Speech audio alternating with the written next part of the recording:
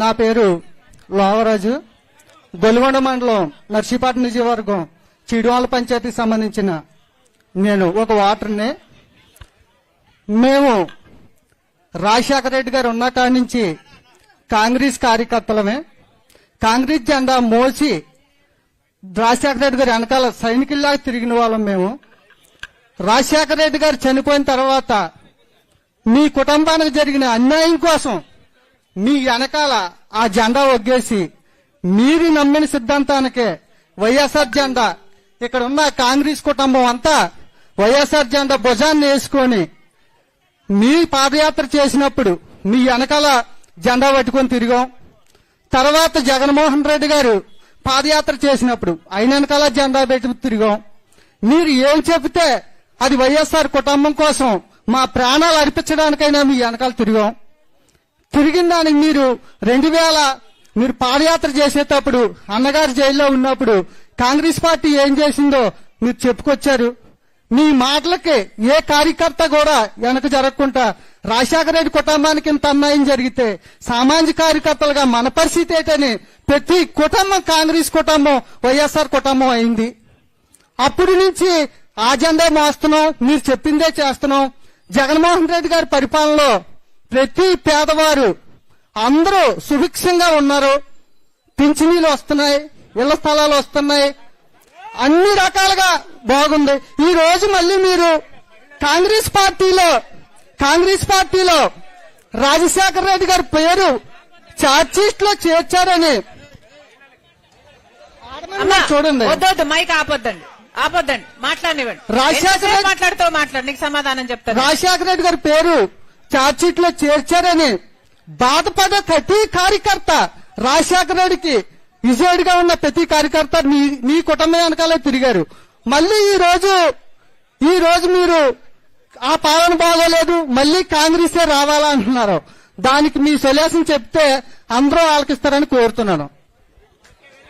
Very good, చాలా బాగా మాట్లాడావమ్మా, very good. ఇంకెవరైనా మాట్లాడతారమ్మా?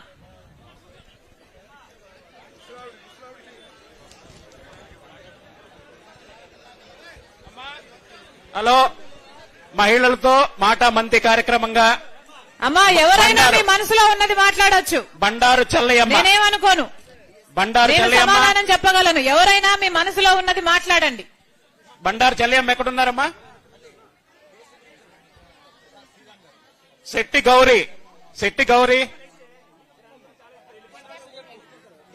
గౌరీ గారు, మార్తి నూకరాజు, మార్తి సింహాచలం, పి బెల్లయ్యమ్మ.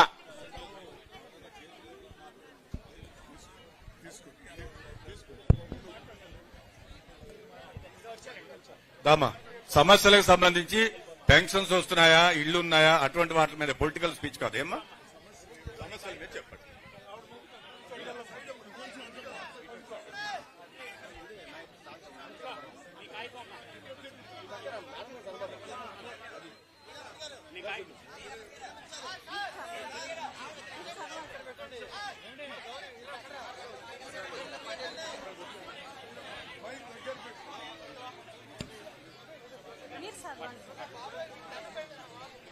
అమ్మా త్వరగా చెప్పాలి తల్లి.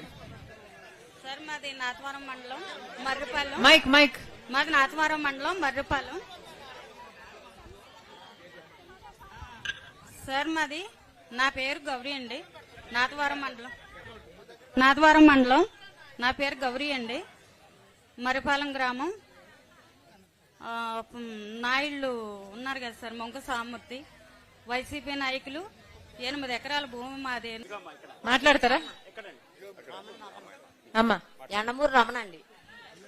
మా అమ్మగారిది ములగపొడి, అత్తవారిది వెనలపాలెం. నేను విజయవాడ పనికి వెళ్ళిపోయాను. నేను విజయవాడ నుంచి వచ్చాను. మరి ఏంటంటే మరి నేను చెప్తాను, మరి అర్థం చేసుకోవాలి అందరూ కూడా. అలాగే మరి మీ విజయవాడ దొరకతరలి మరి నా మెనవాళ్ళది. మరి నేను కదిలి వచ్చాను విజయవాడ నుంచి. తెలుసా నేనెవరో తెలుసా? నీ అన్న నువ్వు వచ్చారే, దర్శనానికి వచ్చారా, పొట్టి చీర పట్టుకొని వచ్చారు కదా విజయవాడ కొండెక్కి. 101 మెట్టు ఎక్కి రాలేదా? మర్చిపోయావా? అది ఒకసారి నాకు మాట్లాడి అవకాశం ఇయ్యి. వెన్నలపాలెం పాటమేనా ఒకటి జరిగింది, నేను చెప్తాను. మరి రచ్చబండలో రమ్మన్నారు కదా, అన్ని కష్ట సుఖాలు చెప్పుకోవాలి కదా, చెప్పుకుంటేనే కదా అర్థం అవుతుంది. నేను చెప్తాను, నువ్వు ఆలకించు. అదనమాట. నీకు ఆడబిడ్డ ఉంది, నాకు ఆడబిడ్డ ఉంది, ప్రతి ఒక్కరికి ఆడబిడ్డ ఉంది. కానీ ఒక ఆడబిడ్డకు అన్యాయం జరిగితే ఎంతమంది నాయకులు ఉన్నారే, ఎవరన్నా సాయం వచ్చారా? వాళ్ళకి ఆడవాళ్ళు కానీ మొగోళ్ళు లేరని ఎవరన్నా కూడా వాళ్ళకి సాయం రాలేదే. వాళ్ళు పగవాలే వెళ్ళి వాళ్ళకి అప్పపాత్ర. నాకు అర్థం కాలేదు తల్లి, నీ సమస్య ఏమిటి? నేను చెప్తా, నాకు నీకు అర్థమవుతుంది, అర్థమయ్యే వాళ్ళకి అర్థమవుతుంది, అప్పుడు వాళ్ళకి చెప్తారు. ఆ? అర్థమయ్యే వాళ్ళకి అర్థమవుతుంది, మీకు చెప్తారు. ఒకసారి ఒకే ఒక్కసారి.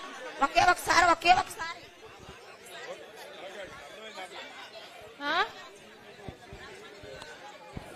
సమస్య ఏంటమ్మా? సమస్య చెప్పాలి కదా అమ్మా. నీ శోధించడానికి అందరికి టైం లేదు కదా. ఆ.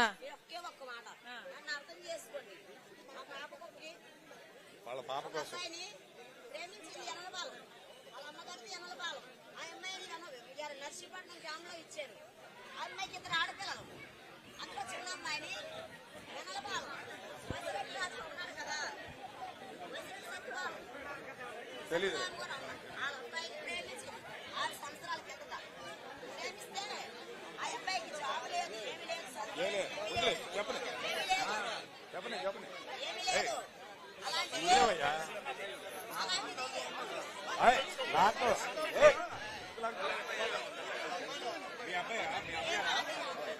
మీ అమ్మ, వాళ్ళ అమ్మగారేలండి, వాళ్ళ అమ్మగారే ఈ బాబు వాళ్ళ. మీ అక్కల మ్యారేజ్ గురించి ఏదో చెప్తుందమ్మా, అంతేనా? ఓకేలే, అర్థమైందమ్మా, అమ్మకి అర్థమైంది. అమ్మా ఇది పర్సనల్ ప్రాబ్లం కదా తల్లి, ఇది పర్సనల్ ప్రాబ్లం కదా అమ్మా. మళ్ళీ మాట్లాడదాం. అర్థమైంది తల్లి.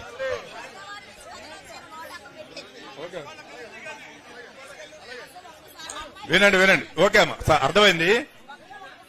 ఒకసారి అమ్మా నీ బిడ్డ పెళ్లి విషయం మాట్లాడుతున్నావు, ఇది కొంచెం పర్సనల్ కదా తల్లి. ఎవరైనా లోకల్ గా ఎవరైనా మాట్లాడి ఏమైనా పరిష్కరించగలరేమో చూడండి. లోకల్ వాళ్ళు మాట్లాడతారు, మన వాళ్ళు. నువ్వు లోకలేనా?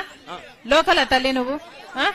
ఈమెను తీసుకెళ్లి మాట్లాడు. ఈమె బిడ్డకి ఏదో మ్యారేజ్ ప్రాబ్లం అంట, ఆయన మాట్లాడుతుందిలేమో. నెక్స్ట్ ఎవరమ్మా?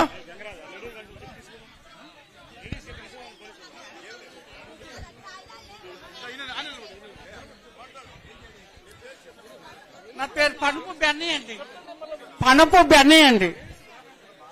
నాకు 4 పిల్లలండి. 2 మనుషులకి ఇల్లు జాగాలు లేవండి.